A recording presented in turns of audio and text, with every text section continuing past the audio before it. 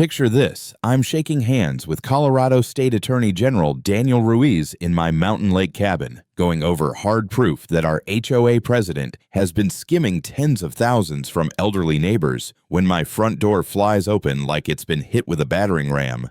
No knock, no permission. In stomps Janice Bickford, clutching her clipboard like it's a medieval weapon, barking about immediate code violations before she even looks up. She's spent half a year trying to bury me under fake fines and liens to steal my late father's land, and now she's just committed felony trespass in front of the state's top prosecutor. Janice freezes mid-rant. The Attorney General doesn't even blink, ma'am. You just broke multiple laws in front of the chief law enforcement officer in Colorado. Her face drains. Justice is about to be served ice cold. My name's Colin Mercer, and 3 years ago, life handed me something worth more than every dime in my bank account, my late father's lakeside cabin in Pine Ridge, Colorado. 45 minutes from the nearest grocery store, tucked between ponderosa pines and a deep, cold water lake so clear you could see trout flashing under the dock. It wasn't just real estate.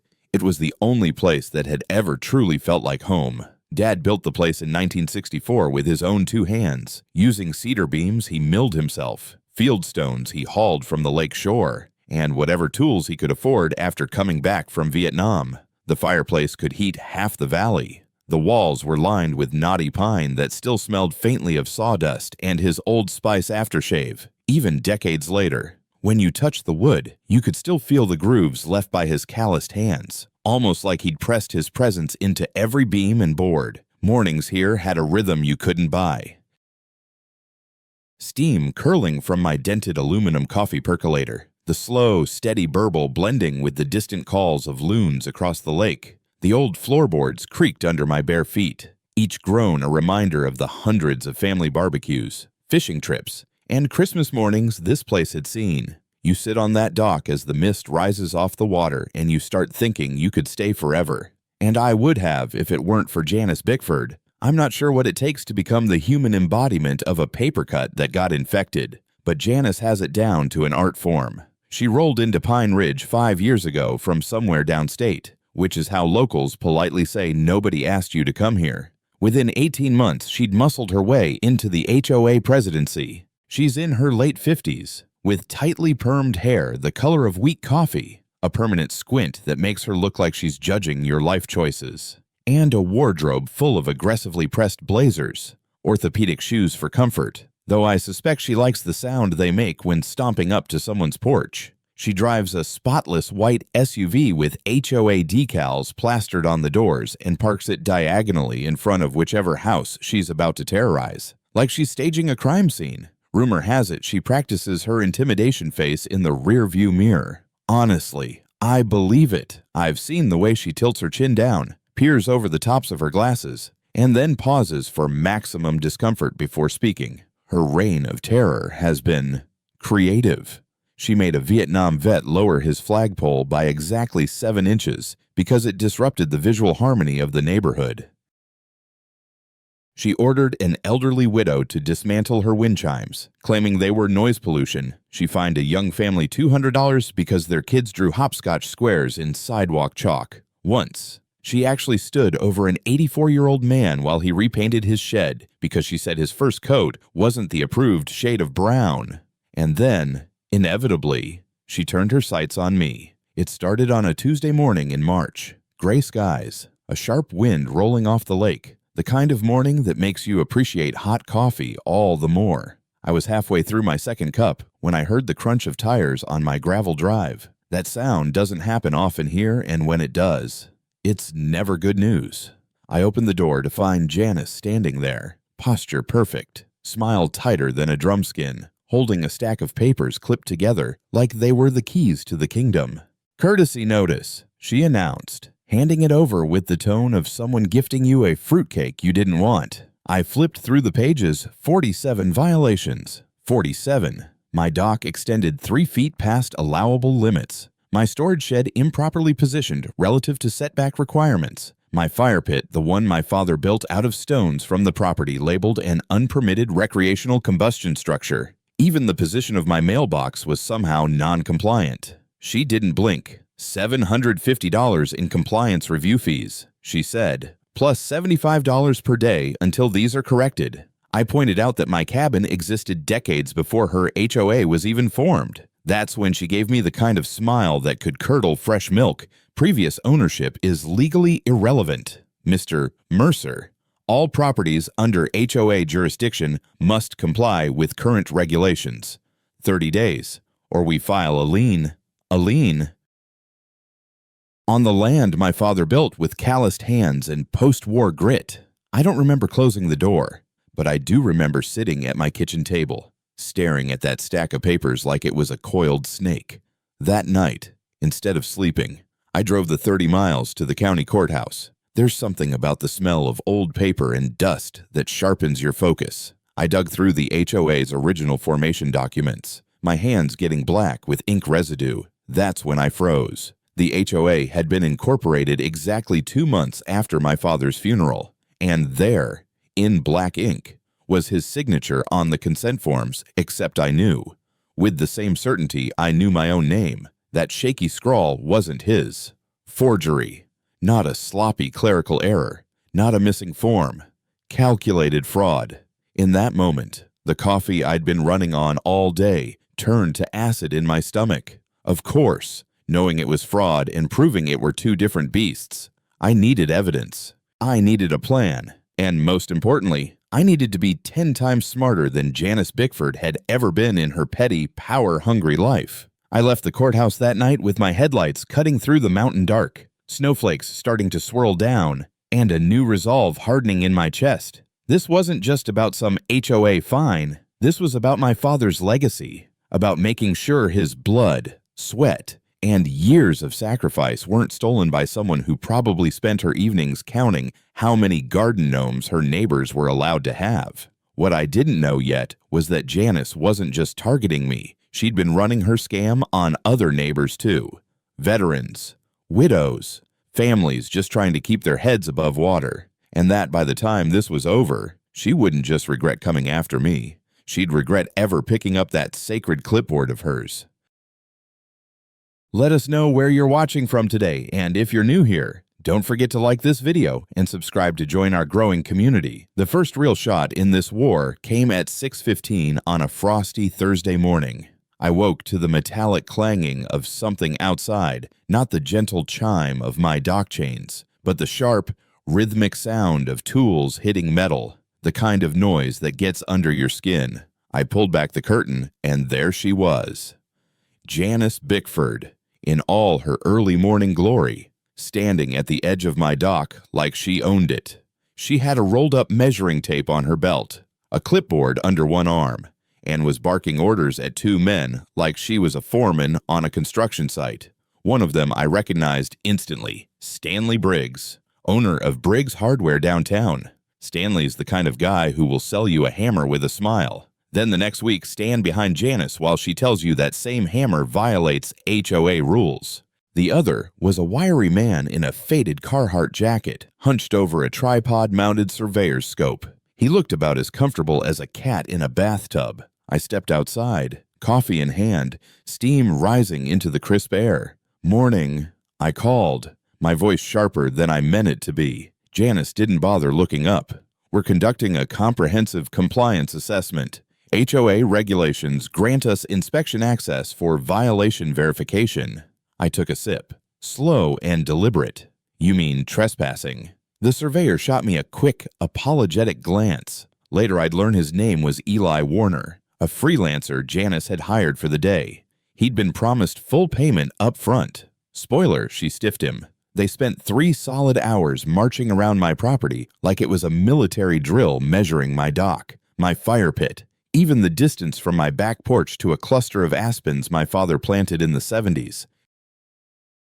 Janice took over 200 photos, including a few where I caught her trying to angle the camera through my windows. What she didn't know was that I'd spent the previous evening installing a full set of security cameras around the cabin. Military logistics teaches you one key rule: documentation beats confrontation every time. Colorado law allows property owners to record anyone on their land without their consent, which meant every step of their little circus was now preserved in high-definition video. When they finally packed up, Eli lagged behind, clearly uncomfortable. He waited until Janice and Stanley were out of earshot, then shuffled up to me, hands jammed in his jacket pockets. "Mr. Mercer, I'm sorry about all this," he said quietly. "She only paid me half my fee, and now she's saying she'll report me for improper surveying if I don't, find violations." I raised an eyebrow. "Even if there aren't any." He nodded. She told me, "Make it look bad. We need ammunition for the lawsuit." I could feel the heat rising in my chest, but I kept my voice level. "Would you be willing to testify to that if you help me get my money?" "Yeah," he said. I'm tired of working for people like her. It was like someone had handed me the first puzzle piece in a 1,000-piece picture. That afternoon, I started digging. Public records are a gold mine if you know where to look. In under an hour, I learned that Stanley's hardware store owed over $20,000 in back property taxes. And Janice. Her insurance license had been suspended 3 years ago for filing fraudulent damage claims. So here she was, lecturing me about compliance, while her own career had gone down in flames over fraud. The next week, she was back. This time, she didn't bother with Eli. Maybe she'd burned that bridge, but she brought a laminated copy of HOA code sections she claimed I was violating daily. She also hinted she was keeping an eye on me because neighbors were concerned about my temperament. That was the moment I knew she wasn't just playing at code enforcement, she was trying to build a smear campaign. The irony. Every time she showed up, every time she opened her mouth, she was handing me more evidence. My cameras caught it all, the trespassing, the invasive photography, the muttered insults. I even have a clip where she trips over a tree root, drops her clipboard, and swears so loudly it scares a squirrel out of the pines. One evening, while reviewing the footage, I realized something. Janice thought she was tightening the screws on me, but she wasn't playing chess. She wasn't even playing checkers. She was playing tic-tac-toe, and I'd already built the board to trap her every move. What she didn't know, and what I was already planning, was that this war was going to end on my terms, not hers. And it was going to be public. That first real shot in the war came on a bone-cold April morning in Pine Ridge. The mist was still clinging low over the water, drifting between the old pines in front of my cabin, and the only sound I expected to hear at that hour was the gentle lap of the lake against the dock. Instead, I woke to the sharp, metallic clanging of tools and the crunch of boots grinding into my gravel drive. It wasn't the kind of noise you get out here unless someone's either fixing a roof or trying to make trouble, and I had a pretty good guess which one it was. When I pulled back the bedroom curtain, there she was, Janice Bickford, queen of the clipboard, standing on my dock like she'd just annexed it. She had on her unofficial uniform pressed plaid blazer, khaki slacks so sharply creased they could cut paper, and spotless white orthopedic sneakers that probably never touched dirt unless she was on someone else's property. Her sacred clipboard was tucked under one arm, and dangling from her belt was a bright yellow measuring tape, like she thought she was a sheriff in a spaghetti western. Flanking her were two men. One was Stanley Briggs, owner of the hardware store in town, a man whose spine seemed to bend in whatever direction Janice pointed. The other was a wiry guy in a faded Carhartt jacket, crouched over a surveyor's tripod. He looked about as comfortable as a cat in a bathtub, and from the way he kept glancing at Janice, I could tell this was not how he'd hoped to start his day. I stepped out onto the porch, coffee mug steaming in the cool air. "Morning," I called, in a tone that said it wasn't really. Janice didn't even bother to look up. "We're conducting a comprehensive compliance assessment," she announced like she was reading from a law book. "HOA regulations grant us inspection access for violation verification." I took a slow sip. Let the steam drift up between us. "You mean trespassing?" I said. The surveyor flicked his eyes toward me, then back to the scope, but he looked uneasy. Later I'd learn his name was Eli Warner, a freelancer Janice had hired for the day. What she hadn't told him or paid him would come back to haunt her. For the next 3 hours, they clomped around my property like they were on a military drill. Janice barked measurements at Eli, who dutifully recorded them in a notebook, while Stanley followed behind like a kid on a field trip. They measured my dock length, the width of my fire pit, Even the distance between my porch and a cluster of aspens my father planted 50 years ago, Janice took over 200 photos, some of them angled toward my windows when she thought I wasn't looking. What she didn't know, what made me almost enjoy my coffee that morning, was that I'd spent the previous evening installing a full set of security cameras. Military logistics taught me a lot, but the golden rule is this: documentation beats confrontation every time. And in Colorado, you can legally record anyone on your property without their consent. Every one of Janice's compliance checks was being preserved in high-definition video. When they finally packed up, Eli hung back, shuffling his boots in the gravel. He kept glancing at Janice and Stanley, who were now bickering over whether they had enough photos of my tool shed. Once they were out of earshot, he came over. "Mr. Mercer, I'm sorry about all this," he said, voice low. "She only paid me half my fee, and now she's threatening to report me for improper surveying if I don't, find violations." I raised an eyebrow. "Even if there aren't any," he nodded, eyes darting toward where Janice stood. She told me, "Make it look bad. We need ammunition for the lawsuit." My grip on the coffee mug tightened, but my voice stayed calm. "Would you be willing to testify to that if you help me get my money?" "Yeah," he said. "I'm done working for people like her."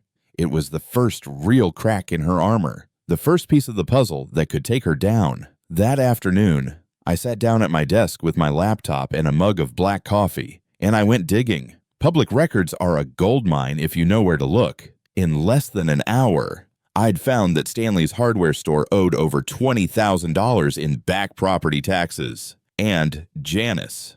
Turns out her insurance license had been suspended 3 years ago for filing fraudulent damage claims. So, the self-appointed queen of legal compliance was lecturing me while standing knee-deep in her own swamp of bad paperwork and shady business.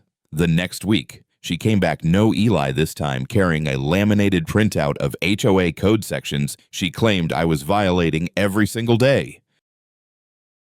She also let slip that she'd been keeping an eye on me because, as she put it, neighbors were concerned about your temperament. It didn't take a genius to see where this was going. She wasn't just building a case, she was trying to poison the well, planting seeds that I was unstable, dangerous. In a small town, gossip moves faster than wildfire, and she knew it. What she didn't realize was that every word out of her mouth, every trespass onto my property, every sideways photograph she took was being logged, time-stamped, and backed up to 3 different hard drives. My cameras caught it all, even the moment she tripped over a tree root, dropped her clipboard, and swore loudly enough to send a squirrel scrambling up the nearest pine. Reviewing that footage one night, it hit me. Janice thought she was tightening the screws on me. She thought she was playing a long game, but she wasn't playing chess. She wasn't even playing checkers. She was playing tic-tac-toe. And I was building a trap she didn't even know she'd already stepped into. And the best part, when this finally came to a head, it was going to happen on my terms and in front of an audience she couldn't control. If Janice's early morning compliance inspection felt like a mosquito bite, her next move was a full-blown hornet sting. A week later, just as I was starting to think she might be taking a breather, a process server pulled into my drive at 7:02 a.m., killing whatever peace I'd had with the smell of my first cup of coffee. He stepped out of a dusty Subaru, handed me an envelope thick enough to double as a doorstop, and said, "You've been served." Inside was Janice's legal masterpiece, a lawsuit alleging 62 separate HOA violations dating back 3 years, demanding $15,000 in fines, plus attorney's fees. As a cherry on top, she was asking for an emergency injunction to prevent me from using my own dock until the case was resolved. The dock my father had built with his bare hands, the one where I learned to fish before I could even spell HOA. Reading through the complaint was like reading bad fiction. She accused me of everything from maintaining an unapproved shoreline structure to harboring dangerous wildlife, which I'm pretty sure was her code for the raccoons that wander through at night. She even claimed my porch lights were excessively bright and disrupted the community's natural nocturnal harmony. The most insulting part wasn't the lies. It was the smug knowledge I could feel radiating from every page, the confidence that she'd buried me under enough legal sludge to force me into settling. By lunchtime, the whisper campaign had begun. Pine Ridge is small, and the local diner is where news spreads faster than wildfire in a dry canyon. By the time I walked in for a sandwich, I could feel eyes on me from the counter to the back booth. I caught fragments of conversation unstable, dangerous, used to be in the Army. You know, someone had clearly been busy that morning. 2 tables over, old man Crawford, who'd been nothing but friendly until now, avoided my wave, focusing on his coffee as if it contained the secrets of the universe. Outside, Sally from the flower shop crossed the street rather than pass me on the sidewalk. I wasn't just being sued, I was being painted as the neighborhood menace. That's when I called in reinforcements. Her name was Linda Cartwright, a property attorney out of Denver with hair as white as fresh snow and eyes like frosted glass. She'd spent 30 years tearing apart predatory HOA boards and wore her courtroom victories like a tailored suit. I laid out the whole story in her office over bitter black coffee. Every violation notice, every piece of footage, every whispered smear. Linda listened without interrupting, flipping through Janice's lawsuit like it was a cheap tabloid. Then she looked up and said, "Mr. Mercer, this is not just a bad case. This is a bad case built on a foundation of quicksand." She explained that Colorado law has a few quirks most HOAs hope you never learn about. Chief among them, properties with established riparian rights, permanent access to the water, cannot be retroactively forced into compliance with HOA regulations created after those rights were granted. My father's cabin, built decades before the HOA existed, was almost certainly outside their jurisdiction. Then she dropped the real bomb. If your father's signature was forged on those HOA formation documents, we're talking about criminal fraud and elder abuse. That's not just a civil matter, that's a prosecutable offense. It was like she'd handed me a rifle and pointed me toward a wide-open target. A few days later, I decided to take a quiet seat at the monthly HOA board meeting in the community center. I didn't speak. I didn't wave. I just sat in the back with my phone recording legally in my pocket. Janice was mid-rant about dangerous precedent when Stanley Briggs, apparently forgetting how to keep his mouth shut, blurted out, "Well, we all know the HOA formation was pushed through before anyone could object. My cousin at the county office said the paperwork was sketchy from the start." The silence that followed was thick enough to spread on toast. Janice's head snapped toward him so fast I thought she'd get whiplash. "Stanley," she hissed. Not another word. But the damage was done. I had the admission I needed. After the meeting, I stepped outside into the cool mountain air and found myself face to face with 3 neighbors. Martha Jenkins, whose memorial garden had been ripped out by order of the board. Tom Alvarez, a retired Marine who'd been fined for flying the flag on his porch past approved hours.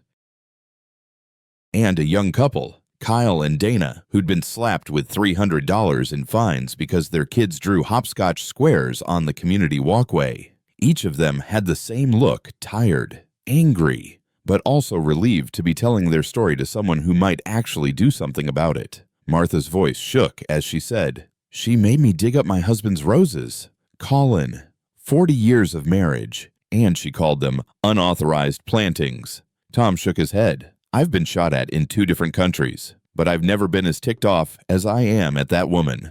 Dana just sighed. "We had to choose between paying her fake fines and buying groceries one month. I don't know how she sleeps at night.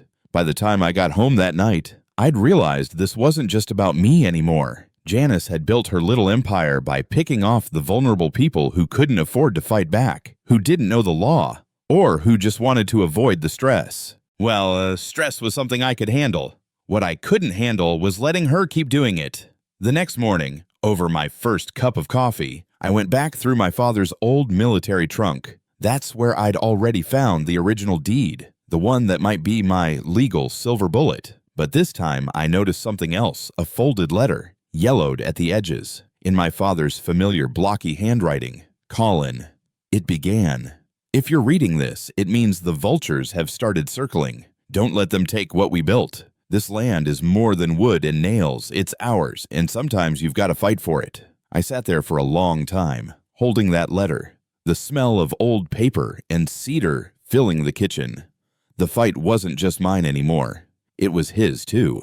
The next step was clear. I'd keep documenting every move Janice made, every word she spoke, every lie she spread. but I'd also start connecting with every neighbor she'd ever steamrolled. One by one, we'd turn her tactics against her, because if Janice wanted a war of attrition, I was more than ready. And unlike her, I knew how to fight one and wait. If part 3 was when I realized I wasn't alone, part 4 was when I learned just how deep the rabbit hole went and how much ammunition my father had unknowingly left me. It started one rainy Saturday afternoon. The lake was covered in a gray sheet of drizzle, the kind of steady mountain rain that soaks you to the bone in under a minute. I had the wood stove going, coffee percolating, and my father's old military trunk on the floor beside me. I'd already gone through it half a dozen times since inheriting the cabin, but that day I decided to be methodical. I pulled out each item, medals, photographs, a battered compass, even a folded American flag, and laid them on the rug like pieces in a puzzle. At the very bottom, wrapped in oilcloth, was a heavy envelope marked property. Inside was the original 1964 deed to the cabin, along with surveyor's notes drawn in my father's neat block letters. As I read through them, my coffee went cold. The notes clearly showed the property extending 35 feet further west than any of the county maps I'd seen. And that extra strip of land, it happened to contain Janice's pride and joy, the elaborate rose garden she'd bragged about at every HOA meeting, plus the ornate white gazebo where she hosted her community teas. For 3 years, she'd been trespassing on my land while threatening to seize mine. The irony was almost too much to process. But that wasn't the only bombshell. The deed also included permanent riparian rights, granting my property water access in perpetuity. Under Colorado law, those rights can't be stripped by any later HOA regulation, no matter how much they'd like to pretend otherwise. My father had, knowingly or not, built an iron wall around this land decades before Janice ever rolled into town with her clipboard. I set the papers aside and then went back to the trunk. Beneath a stack of faded photos, I found a bundle of letters tied with twine. Most were written to my mother during his deployment, but one was addressed to future owner. The handwriting was shaky, like it had been written late in his life. If you're reading this, it said, "You may be dealing with people who think rules make them righteous. They will use paper and procedure like weapons. Do not give them an inch. This land is Mercer land. Protect it. And protect those who can't protect themselves." By the time I finished reading, my hands were shaking not with fear, but with the weight of what I'd just inherited. This wasn't just about me anymore. My father had seen the kind of fight I'd be in, decades before it happened, and he'd left me the tools to win. The next step was to put those tools to work. I called Linda Cartwright and read her the deed over the phone. She didn't even let me finish before saying, "Colin, that's a game changer. With those riparian rights and that boundary extension, not only is the HOA's claim over your property invalid, but Janice is in active trespass. And trespass tied to a fraudulent HOA formation, that's a whole new category of liability." Linda also confirmed something else. "We can bring this to the Colorado Attorney General's office. They've been looking for a case that illustrates the worst kind of HOA abuse. You're not just a client anymore. Colin, you're a potential poster child for HOA reform." That night, I sat down at the kitchen table with a legal pad and started drafting what would become Operation Clipboards Down. The idea was simple: build an airtight case that would not only get Janice off my back, but also dismantle her entire operation. Step 1 was gathering allies. I invited the neighbors I'd spoken to: Martha, Tom, Kyle, and Dana, to meet at my cabin. Word spread faster than I expected, and by the following Saturday morning, a dozen people were sitting around my father's hand-built dining table, steaming mugs of coffee in their hands, and expressions that ranged from cautious hope to outright fury. I laid out the deed, the surveyor's notes, and a copy of the HOA's original formation documents showing the forged signature. There was a collective intake of breath when I explained that Janice's beloved rose garden was technically on my land. Tom actually laughed. "So the Queen's been squatting on your dirt this whole time?" "Yes," I said. "And that's just the start." Eli, the surveyor Janice had stiffed, came forward with his own contribution text messages from her instructing him to find violations no matter what, and threatening to ruin his career if he didn't. Stanley wasn't there, no surprise, but 2 other former board members showed up. bringing records of HOA funds being transferred to a company called Bickford Property Solutions. A quick search showed it was Janice's personal LLC. Martha leaned forward, her hands wrapped around her coffee mug. "What do we do with all this?" "We build a case," I said. "Not just for me, for everyone she's done this to over the next 2 hours. We mapped out every incident of harassment, every fine, every bogus violation notice. We matched dates, compared stories, and found patterns." Janice's strategy was clear: target those least likely to fight back, bury them in paperwork, and pressure them into selling. Then her LLC or a friend's would buy the property at a discount. By the end of the meeting, we had a list of 15 separate victims and a paper trail that looked like it had been designed by a con artist, which, in a way, it had. I sent copies of everything to Linda, who forwarded them to her contact in the Attorney General's office. Within 2 days, I had a call from an investigator named Paul Hanley. His tone was polite but direct. "Mr. Mercer, I've reviewed the documents Ms. Cartwright sent over. I'd like to meet in person. There are broader implications here than just your property." When I asked what he meant, he said, "If even half of this is accurate, we're looking at racketeering." That word stuck with me all night. Racketeering wasn't just a slap on the wrist. It was the kind of charge that could put someone like Janice away for years. While the AG's office began its review, we kept gathering intel. Eli dug through county maps to verify my property boundaries. Tom contacted a veterans legal aid group that offered to help with public awareness. Martha started calling residents who'd moved away under suspicious circumstances, asking if they'd be willing to submit statements. Meanwhile, Janice kept doing what Janice does only now. Every visit, every phone call, every letter was being logged in a shared digital folder. One evening, my camera caught her walking along the edge of the rose garden, talking on her phone. The audio was faint, but you could clearly hear her say, "If I can get him to crack, the rest will fold." I smiled when I played it back.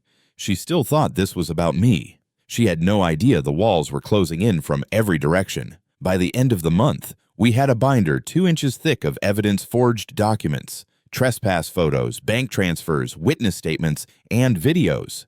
It wasn't just a case anymore. It was a full-blown takedown plan. And the timing couldn't have been better, because the Attorney General's office had just set a date to meet at my cabin. I knew then she was walking straight into the trap. By the time the Attorney General's office set our meeting date, I was sitting on enough evidence to sink a battleship, or in this case, a power-hungry HOA president with a gambling problem and a fondness for fraudulent paperwork. But having proof wasn't enough. I wanted Janice to feel the walls close in, inch by inch, before the hammer finally dropped. The first stage of my counterattack was all about controlling the narrative. Up until now, she'd been working overtime to paint me as the unstable veteran who was a danger to the community. I needed to flip that script so thoroughly that even the town's biggest gossip mongers would choke on their coffee hearing it. That's where Sophie Tran came in. Sophie was an investigative reporter for Channel 9 in Denver Sharp, relentless, and with a knack for making bad people look even worse on camera. I'd met her years ago when she was covering a corruption scandal involving a county contractor. I gave her a call, explained the situation, and by the next morning she was parked in my driveway with a camera crew. Janice had no idea this was coming. I laid it all out for Sophie: the forged HOA formation documents, the trespassing, the missing funds, the texts from Eli, the rose garden squatting on my land. We didn't just talk, we showed. I walked her past my dock, the unapproved shoreline structure that was older than half the board members. I showed her the security footage of Janice creeping around my septic system at night with a suspicious plastic bag. I even played the recording where she told Eli to make it look bad and threatened to ruin him if he didn't comply. The footage spoke for itself. Sophie's cameraman, a grizzled guy named Mark, actually muttered, "This lady's toast," while reviewing one of the clips. Sophie ran the first segment that Friday evening. She didn't just tell my story, she brought in interviews with other residents Janice had targeted. Martha stood in front of her bare memorial garden and described how she'd been ordered to remove roses she'd planted in honor of her late husband. Tom Alvarez unfurled his full-size flag beside the camera and talked about being fined for unauthorized patriotism. Kyle and Dana spoke about the month they'd had to choose between groceries and bogus HOA fines. The segment ended with Sophie's voiceover. The Attorney General's office confirms they are reviewing multiple complaints against the Pine Ridge HOA, including allegations of fraud, elder abuse, and racketeering. At the center of the investigation, HOA President Janice Bickford. The reaction was immediate. Social media lit up.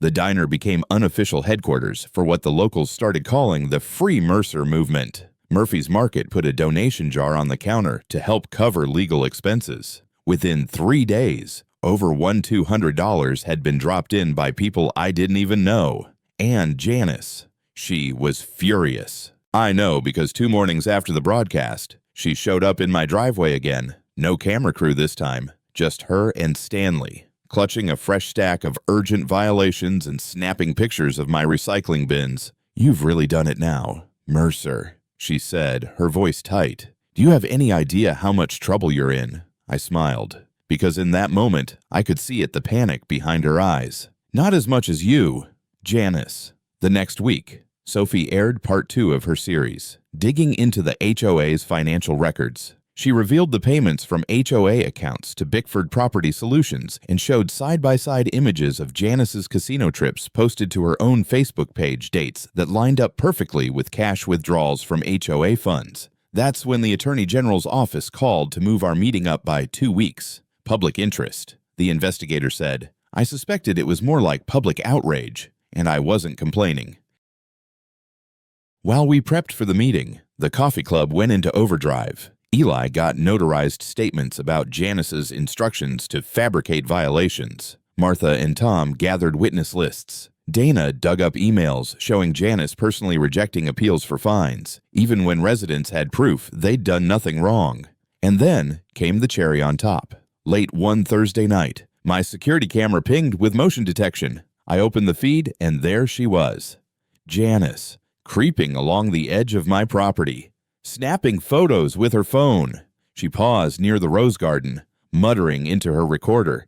Possible encroachment of Mercer's deck, lighting onto common area. I nearly laughed out loud. She didn't realize she was standing on my land. I clipped the footage, labeled it Trespass Exhibit A, and saved it to the evidence folder. The more we collected, the more obvious it became Janice wasn't just desperate. She was sloppy. She'd gotten away with her game for so long, she didn't bother covering her tracks anymore. And with every misstep, she gave us another weapon. By the time the week of the meeting arrived, I had 3 binders of documentation ready for the Attorney General fraud evidence, forged documents, boundary surveys, the original deed, and riparian rights paperwork. Financial misconduct bank transfers to her LLC, mismatched HOA expense reports, and casino trip records, harassment and abuse of authority, security footage, audio recordings, violation notices, and witness statements.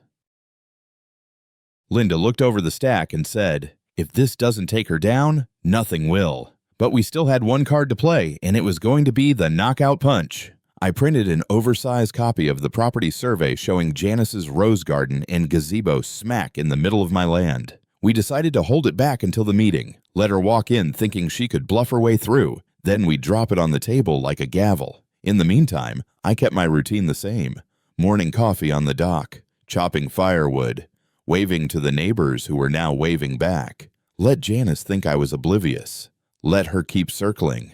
She had no idea that every step she took was just tightening the noose. And soon, she'd find herself right in the middle of the trap we'd been building for weeks, surrounded by her own lies, on camera, with the state's top law enforcement officer watching.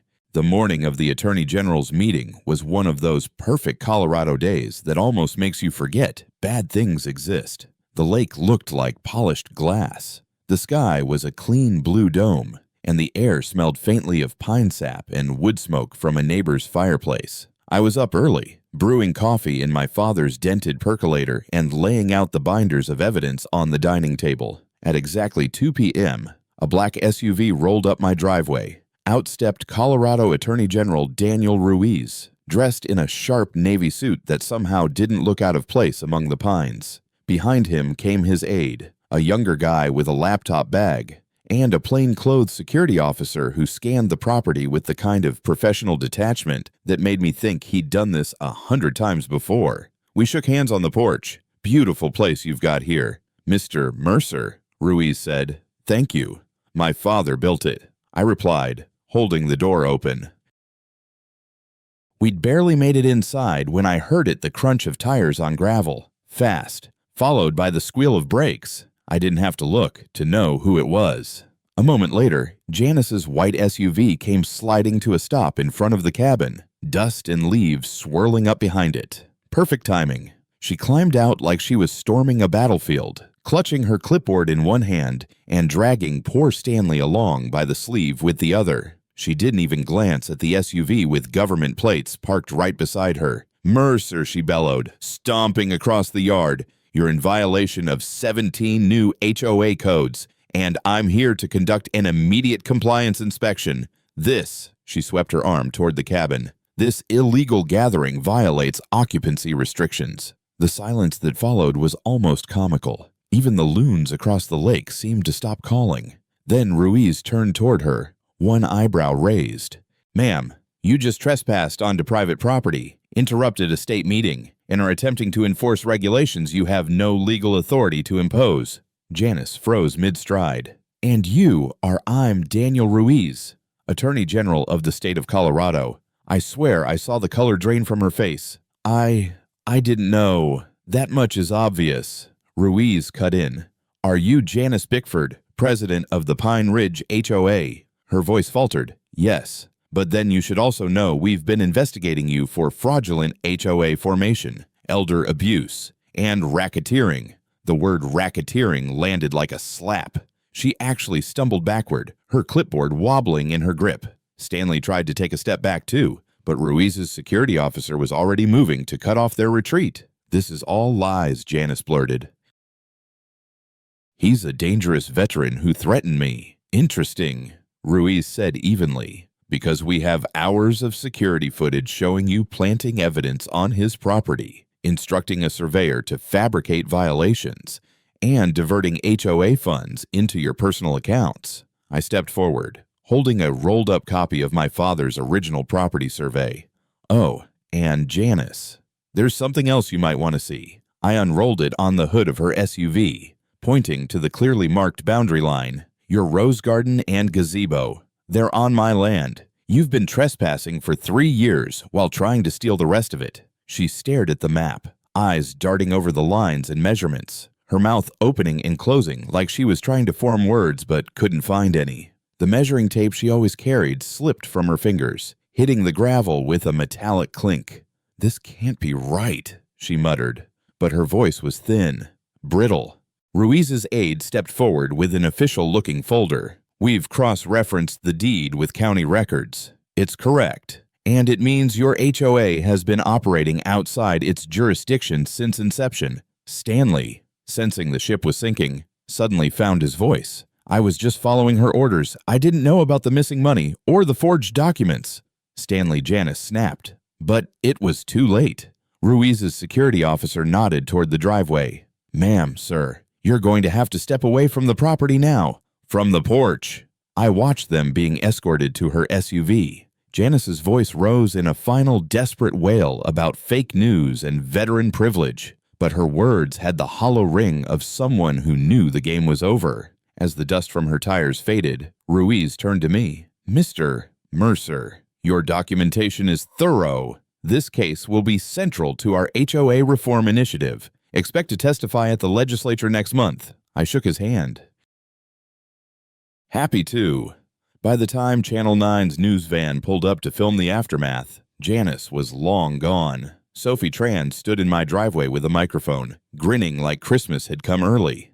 "You couldn't have scripted that better," she said. The footage aired that night, Janice arriving mid-meeting, Ruiz introducing himself. The moment her face dropped when she saw the survey map, viewers across the state got to watch her retreat under escort, clutching her empty hands where her clipboard used to be. It was the moment the war ended, but the cleanup and the consequences were just beginning. Within a week, The FBI arrested Janice and Stanley on charges of fraud, racketeering, and elder abuse. The HOA was dissolved by court order, its assets seized pending restitution. The local paper ran a front-page photo of Janice in handcuffs, her expression somewhere between fury and disbelief. And me, I finally slept through the night, knowing my father's cabin and my community were safe from her brand of tyranny. The war might have ended the day Janice got marched off my property in front of the Attorney General, but the real victory came in the weeks that followed. That was when the community finally began to heal, and when I realized just how much damage she'd done over the years.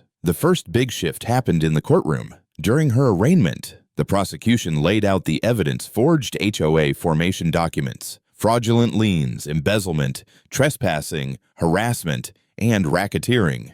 When they played the audio of her instructing Eli to find violations no matter what, and Danny to create evidence if you can't find any, the entire gallery went dead silent. Even the judge arched an eyebrow. The court ordered the Pine Ridge HOA dissolved immediately. All common assets and funds were frozen until the restitution plan could be finalized.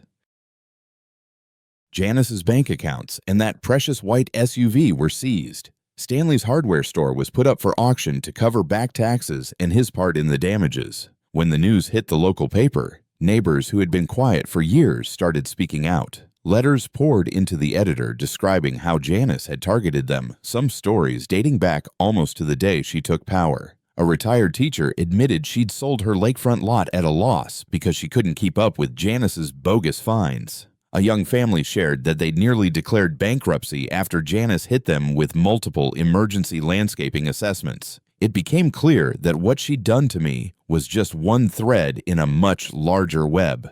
With the HOA gone, the coffee club officially transformed into the Pine Ridge Community Association, a voluntary group with no dues, no fines, and no clipboards. Our meetings went from tense legal strategy sessions to potluck dinners. The first project we tackled together was restoring Martha's memorial garden. 20 neighbors showed up with shovels, plants, and topsoil.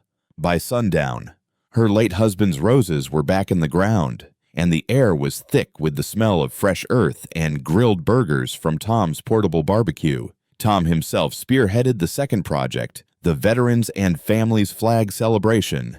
It started as a small gesture, a few of us raising flags in our yards to honor those who'd served, but it turned into a full-blown event with food, music, and speeches. The same flagpole Janice had once tried to make him shorten became the centerpiece. As for the patch of land where Janice's rose garden used to be, we turned it into a community compost bin.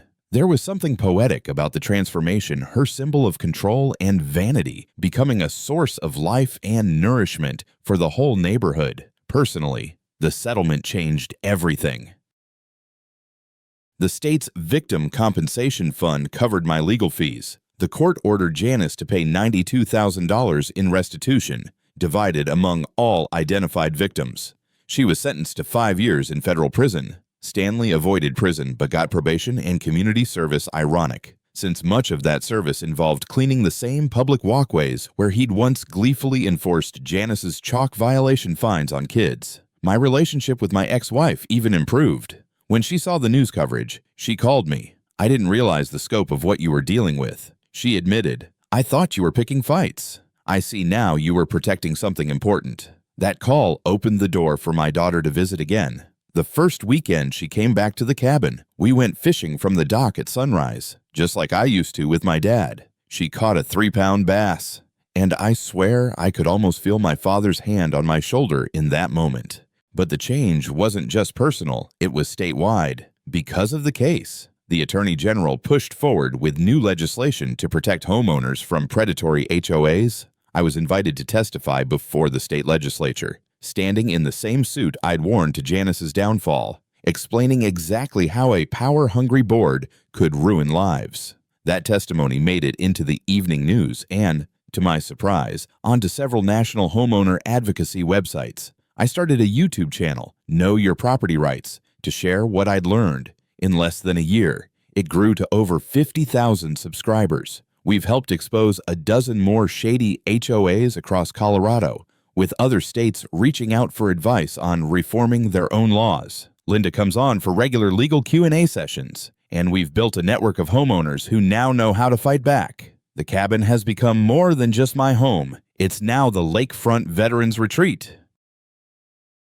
Using part of the restitution money and donations from supporters, we opened it up for weekend stays for combat veterans who need peace and quiet to decompress. Martha manages the calendar, Tom takes guests out fishing, and Dana organizes community dinners for them. In our first year, we've hosted more than 40 veterans and their families, giving them the same sense of refuge my father gave me. Some evenings, when the sun is setting and the lake is painted in gold and crimson, I sit on the dock with a mug of coffee and think about how close we came to losing it all. I think about how Janice's greed could have destroyed not just my family's legacy, but the fabric of our whole community. And then I look at the compost bin thriving where her roses used to be, at the neighbors laughing around the fire pit, and I know we took something ugly and turned it into something beautiful.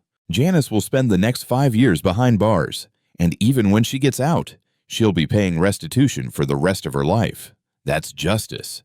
But the real victory isn't her punishment. It's the fact that Pine Ridge is no longer afraid. We stood up to a bully and won, and now we're stronger for it. If you take anything from my story, let it be this: bullies only win when you let them. Document everything. Stand your ground. And never underestimate what a community can do when it refuses to be pushed around by someone with a clipboard and a power trip. Now I'll ask you, have you ever lived through an HOA nightmare? Share your story in the comments. You never know who you might help by speaking up. And if you want to be part of a growing network of homeowners who fight back, hit that subscribe button and join us. We're just getting started.